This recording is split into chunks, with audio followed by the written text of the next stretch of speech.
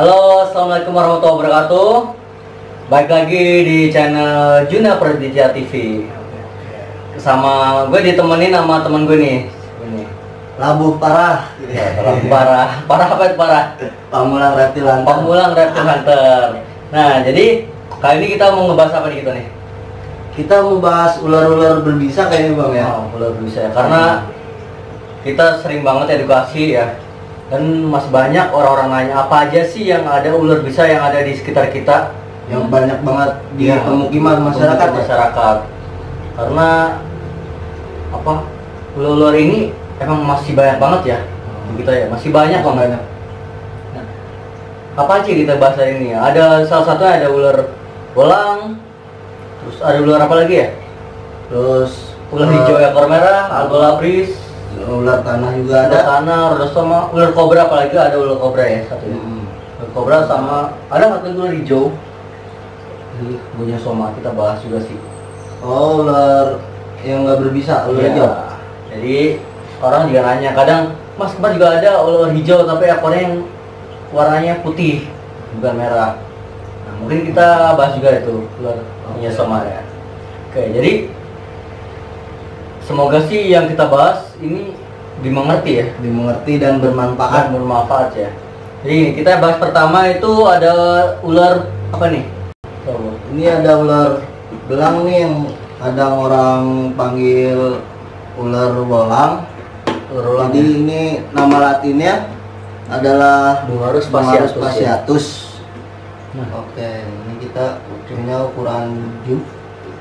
Nah, ini ular ini itu masih banyak ya di sekitar rawa-rawa atau enggak di sawah, Di sungai kadang. pinggir sungai, karena dia cari makan kayak kodok ya, kodok, kadal juga, Dan juga ular-ular kecil ular lain. kecil lainnya. Nah, ular ini tuh berbisa tinggi ya, dia bisanya itu jenis neurotoxin, hampir sama kayak kobra.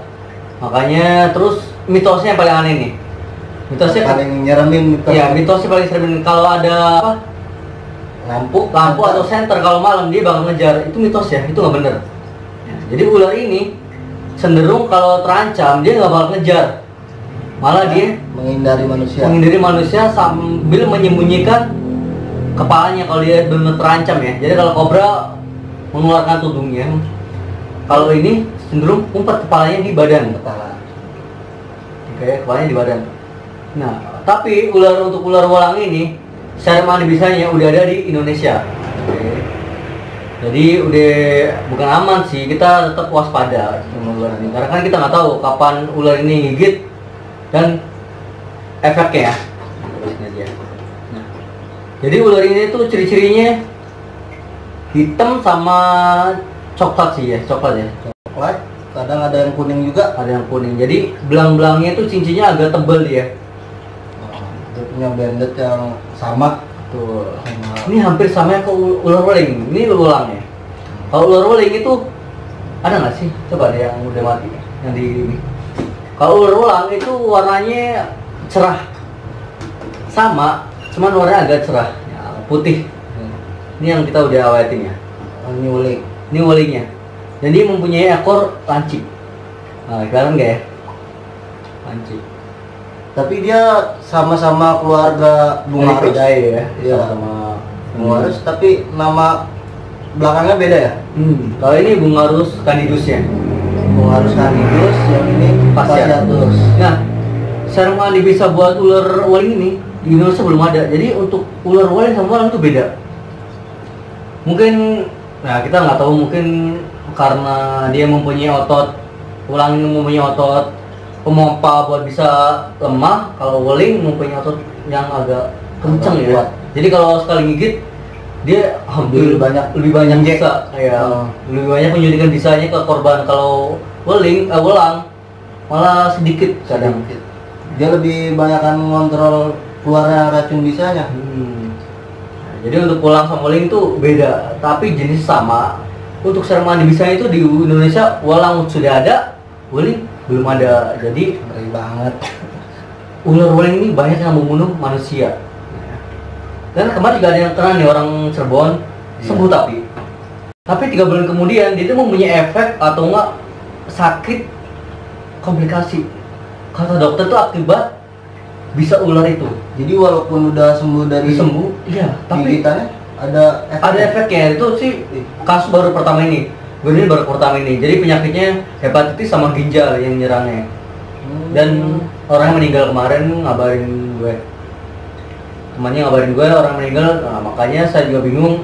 Next kita bahaslah sama dokter Tri masalah ketika orang kena gigit, apakah masih ada bisanya di dalam tubuh atau enggak udah hilang total gitu. Apa ada efek sampingnya atau enggak gitu ya. Ya, ini untuk ulang dan ulang. Nah, kita bahas lagi ada ini yang sering orang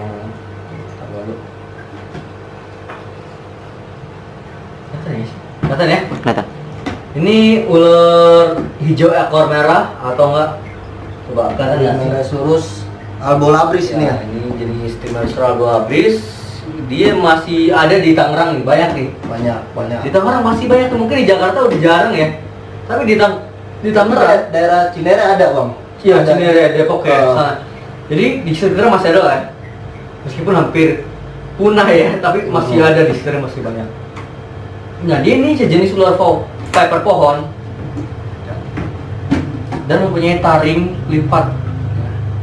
Taringnya panjang lipat. Jadi ular ini coba sini. Nah, ini ular hijau, tapi orang kadang lihat ini. Nah, kita lihat di ekornya ya. Nah, lihat ekornya nggak? Kelihatan. Fotonya ekornya ya, warnanya ya. Oke ya. Di Nah, ujung ekor. di ujung ekor ini warna merah. Jadi kalau kita sering lihat ular hijau kecil panjang itu kita sebutnya ular pucuk. Itu nggak berbisa sih, sebenarnya low venom ya. Cuman kalau yang berbisa tinggi jenisnya viper pohon, Trimeresurus albolabris atau enggak ular hijau ekor merah. Ada yang bilang kalau di kampung saya nih bangkai laut. Ini ya. Ini mempunyai di kepala ini agak segitiga ya, kalau nggak oval. Dia mempunyai taring lipat. Dia bisa membunuh dengan satu gigitan saja. Jadi sekali gigit dia bisa ngebunuh korban atau nggak mangsanya. Sekitar hampir 1 jam ya kalau emang atau lebih ya. Cuma kalau di manusia sih kadang bisa menyebabkan kelumpuhan ya. Lumpuh bahkan Sama nekrosis yang lebih parah ya. Pembusukan. Nah, di sebelah ini. Terus kadang-kadang orang banyak nih dari temen-temen yang suka kena gigit dia, kena cuma 1 taring nih, tapi tetap aja efeknya sama. Oh gitu, meskipun satu taring ya. Walaupun 1 taring yang nancep, tapi efeknya sama kayak kena 2 taring. Nah, makanya ini juga masih banyak. Biasanya dia habitatnya di perkebunan. Terus pinggir kali juga nih ada nih.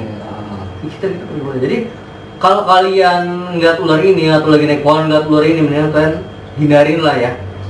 Karena jenis ini bahaya juga, berbisa tinggi. Dan sermanibisi belum ada yang di Indonesia. Belum ya? ada. Untuk ular hijau ekor merah ini belum ada sermanibisi di Indonesia. Jadi kita masih pakai yang khusus dari Thailand ya, Pak? Iya, masih pakai sermanibisi yang dari Thailand. Makanya di Indonesia ini kita semoga sih pemerintah bisa ya menyediakan sermanibisa buat berbagai ular. Karena di Indonesia banyak banget yang belum ada sermanibisa. Nah, dia jenis racunnya hemotoksin. Makanya tadi bilang bisa menyebabkan pembusukan di area gigit sampai susah nafas juga ya. Iya. Terus gak ada kasus nih yang pernah meninggal akibat gigitan ular albolabris ini. Nah, makanya kalau kalian ketemu ular ini mendingan kalian hindarin aja. Nah, ini jenis ular hijau ekor merah. Dan yuk kita ini nih ular tanah, coba kelihatan nggak? Di bawah, di atas coba. Oke. Nah, ini ular tanah atau ular gibuk ini. Dia karakternya pendiam ya. Tapi dia kalau kena terancam kena senggol dia bakal loncat atau enggak sambil gigit dia loncatnya. Dan mempunyai taring yang sangat dia mempunyai taring yang sangat panjang ya. Panjang, lebih panjang daripada Trimeresurus ya. Albolabris ini ya. Iya. Dan ini benar menyebabkan nekrosis yang sangat parah. Bahkan korbannya nih banyak banget. Karena posisinya kan dia sering banget di bawah, terus ditemukan kamuflasenya bagus banget ya. sama daun-daun kering atau enggak apa ranting-ranting yang udah ini ya udah kering juga ya di bawah ya. betul. Makanya kalau petani, kalau di sawah, kalau banyak kena gigit ular ini ya, atau nginjek ular ini ya. Dan efeknya gimana? Efeknya itu karena dia racun hemotoksin menyebabkan pembengkakan. Jadi banget pembengkakan sampai bisa melepuh juga tuh, melepuh pembusukan. Dan ada yang harus diamputasi. Kebanyakan ular kena gigitan ular ini rata-rata kalau yang udah parah diamputasi. Jadi berarti dia tuh pembusukannya nggak cuma di kulit aja ya? Iya. Sampai ke tulang. Sampai ke tulang. Wih, ngeri banget. Kayak kasus kemarin yang saudara kita anak kecil dari daerah Bogor itu sampai hilang kaki satunya pembusukan ya. Ini karena ulahnya si ular tanah tersebut ya. Makanya kalian kalau ada dengan lihat ular ciri-ciri ini jangan pernah dipegang, apalagi dimainin ya. Mendingan kita pergi juga hindari juga ya. Tapi di Indonesia udah ada sermadi bisa buat ular tanah ini. Alhamdulillahnya udah ada. Tapi jangan mentang udah ada sermadi bisa di Indonesia karena seenaknya megang ular ini. Karena kalau kalian masuk rumah sakit biayanya itu mahal ya. Iya, betul. Dan nggak segampang apa ya, rasa sakit juga nih, rasa sakitnya juga parah banget ular ini. Terus kalau udah masuk rumah sakit juga belum tentu mereka ngerti cara betul itu yang penting utama penanganan. Ntar kita bahas. Terus terakhir nih kita ada ular kobra ya. Coba kita buka aja kobranya.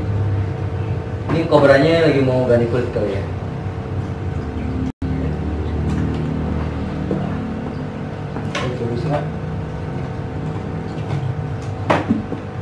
Gimana nih?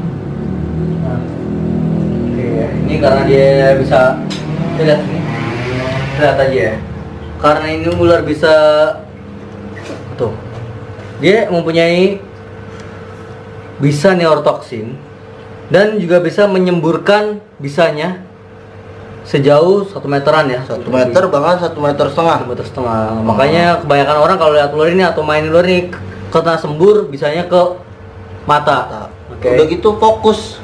Gini nyembur itu nggak sekedar nyembur, dia fokus banget ngarahin buat ke mata ya, ke mata. Jadi cukup bahaya. Penanganannya juga apa agak ribet kadang. Makanya orang kalau ada yang kena sembur ular ini karena panik. Ya, Karena panik terus dikucek ke mata ya. Dikucek sama apa ya? Dilap mungkin kadang-kadang ya. Karena tuh. Kalau kena mata itu perih banget. Perih dan pegel bang. Betul ya. Pegel banget. Makanya penanganannya kalau kalian kena sembur mata yang kena sembur ular ini jangan pernah dikucek atau dilap. Mendingan dikucurin air biar bersih matanya dulu sampai 5 menit 10 menitan ya, 15 ya. Lebih ya. 15. Biar benar bersih. Terus kalian diemin aja. Kalau enggak kalau emang pegel kita bisa kompres pakai air timun nih, bisa pakai timun, kompres kayak lagi masker ya. Masker. Terus juga kalau banyak juga nih yang meninggal akibat ular kobra ini karena gigitan ya. Gigitannya. Ini sermadi bisa itu udah ada di Indonesia. Jadi di Indonesia ini sermadi bisa itu untuk 3 ular ya. 3 ular dari satu satu serum ya. Jadi untuk ular najis putratrik atau ular kobra Jawa, terus ular tanah ya. Ular tanah, rhodostoma sama ular belang. Ular belang bungarus fasciatus. Jadi untuk ular lain belum ada. Makanya gimana kalau kena gigit tapi belum ada sermadi bisa? Biasanya kita koordinasi dengan Dr. Tri Mahrani, advisor WHO Indonesia ya. Iya. Kita minta bantuan beliau. Biasanya beliau nyimpen stok ya buat jenis ular yang belum ada sermadi di ada Indonesia. Stoknya. Terus dia juga bisa ngambilin dari luar negeri gitu. Jadi beliau bisa ngambil di Thailand atau di luar yang ada stok serumnya ya. Iya. Terus gimana penanganannya nih kalau kena gigit? Nah, bisa ada tuh. Nah, emang gimana sih kalau kena gigit cara penanganannya? Oke. Kita praktek kali ya. Boleh. Di Indonesia itu tahun 2016 WHO itu mengeluarkan cara first aid pertama penanganan akibat gigitan ular. Caranya gimana? Pakai imobilisasi. imobilisasi mengurangi pergerakan di area gigitan ular. Iya. Ya. Jadi kayak kalau kita kena gigit di tangan, Terus di kaki. ya, kita bisa pakai imobilisasi karena tahun 2016 setelah diteliti itu bisa ular itu masuk bukan melalui darah, tapi melalui kelenjar getah bening ya. Kelenjar getah bening. Jadi kalau di atas otot, pasti atas otot. Jadi kalau kalian kena gigit, semakin kalian banyak gerak, semakin cepat bisa itu menyebar ke seluruh tubuh. Jadi caranya kita cukup diam, tenang, terus kita melakukan bidai. Ya, bidai ya.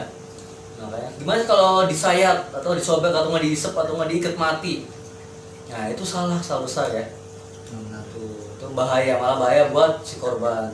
Malah kadang kalau disayat darahnya itu keluar, bisanya tetap jalan, kita nggak bisa darah juga bisa bahaya. Bisa. Apalagi kalau diikat nih, ikat mati ya. Oh. Kalau di kepala diikat mati, malah leher yang ada mati karena Iketan. iketan. Oke. Cara gimana? Cara ada namanya imobilisasi, kita coba praktek ya. Oke. Biasanya kita pakai jenis kayu ya, kayu atau enggak bisa pakai kardus, kita bikin kayak gini. Wah, kayu apa aja, kalau misalkan di kebun nggak ada jenis papan kayak gini, kan bisa pakai kayu, bambu atau apa ya? Pokoknya yang bersifat Kuat ya, keras dah. keras, bisa buat menahan atau nggak lembek ya. Iya. Caranya gimana? Sekarang kita gigit sini, Bu. Nah, sekarang gigit di area di sini. Oke. Kita menggunakan cara imobilisasi dengan bidai ini. Oke. Kita pakai Menggunakan 2 papan. Kita pakai 2 papan. Nah, terus kita itu ikat. Ya. Kita ikat, tapi jangan terlalu kencang. Jadi buat nahan si bidai tersebut. Nahan papan ini. Nah. Oke, kita ikat. Nah. Jadi yang diikat itu bukan tangannya tapi papannya. Ya. Caranya gimana? Dari biasanya ujung tangan, ujung jari tangan sampai di ujung pergelangan. Nah, ketika udah kayak gini, terus gimana? Kalau masih terus lempeng aja, boleh kalian dikebawahin. Boleh turunin. Yang penting jangan kalian tekuk atau kalian gerakin terus. Ya. Berarti fungsinya si bidai ini benar-benar nggak bikin tangan kita ini nggak bisa dilipat lagi. Iya. Tuh. Ya, jadi caranya kayak gini kalau pakai bidai. Terus ada lagi caranya itu dengan misalkan nggak ada kayu. Ya. Kalau nggak ada kayu, nggak ada apa, kita bisa pakai apa nih? Kemeja. Kalau kalian pakai kemeja, terus kalian kena gigit nggak ada orang buat ngebidai atau buat ngebantuin, kalian bisa pakai masukin ke. Bisa. Nah, terus kalian kancing lagi. Nah, cara kayak gini. Jadi tangan kalian tuh nggak bisa lurus lagi, jadi satu diam aja kayak gini. Ya, mengurangi pergerakan di area gigit ular. Jadi kayak gini udah cukup menahan sampai berapa jam, Bang? Ya, bisa nyampe 1 jam atau 2 jam ketika kalian mau ke rumah sakit. Ya, terus kalau misalkan kita pakai kaos, Kaos sama bisa bisa kayak masukin gini. juga langsung Bisa ke juga dibuka, dibikin ikat kayak orang pada tulang ya. Jadi terus kalau pakai tas itu juga bisa pakai tas. Kita taruhin tas apa sih namanya itu? tas lempang. Tas lempang ya. Terus kita pendekin terus diginiin tasnya. Dikit juga bisa. Nah, jadi fungsinya sama. fungsinya sama. Yang penting mengurangi pergerakan di area gigitan ular. Itu imobilisasi menurut WHO. Jadi yang kita anjurkan ke masyarakat kalau kena gigit ular, pertolongan pertamanya itu. Jadi jangan panik ya. Terus jangan salah penanganan juga.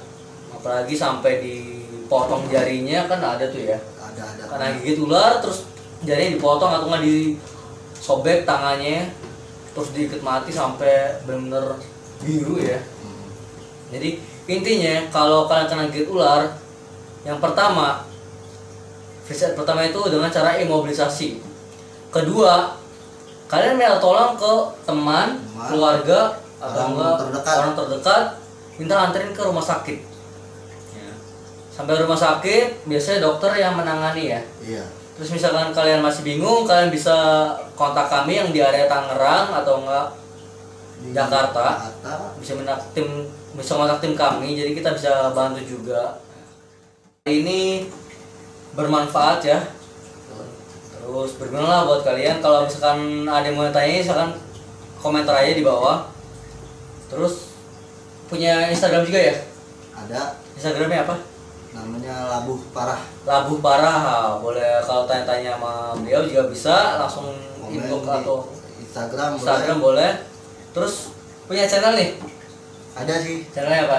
ada Labuh Parah juga.